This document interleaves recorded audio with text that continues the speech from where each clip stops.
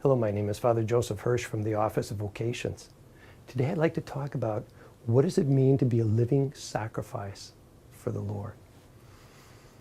The word host, when you receive a host, some people will even ask, why does the priest receive communion first? Because host means victim, host means sacrifice. And the priest doesn't say, you be the host, you be the sacrifice first. No, the priest says, I will be the sacrifice first. St. Paul will say in Romans chapter 12, say, offer your life as a living sacrifice. There's a story that I learned many years ago when I was in the seminary. I learned it from a classmate of mine. Never found it in a book, but it has to do with Dorothy Day. Dorothy Day is a kind of American Mother Teresa for 45 years with the Catholic worker movement, with working for the poor in so many different thousands of ways. She gave herself as that living sacrifice. When this classmate of mine was a little boy, Dorothy Day stayed at their house numerous times, and he told this story. Dorothy Day was at my house, and this one night she said, I want you to wake me up tomorrow morning because I want to go to Mass. And he said, okay. But the next morning she was sleeping, so he thought, well, she's an older lady, let her sleep. When she got up, she scolded him.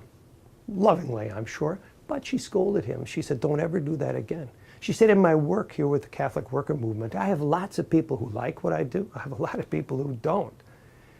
And she said, it's really hard to give and to give and to give.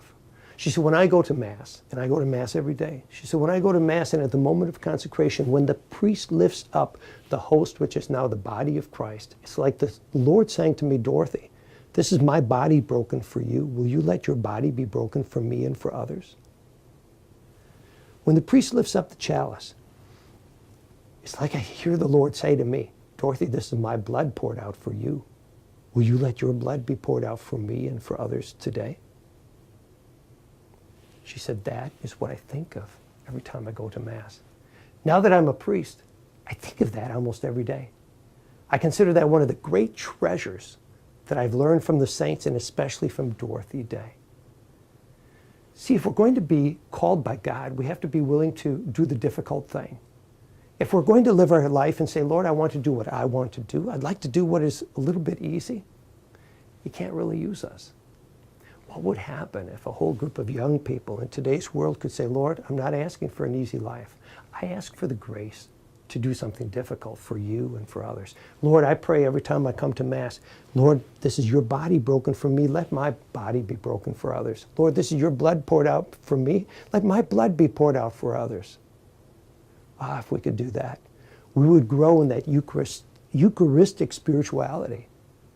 And when you put your vocation in the hands of God like that, I just wonder what he's going to do with that.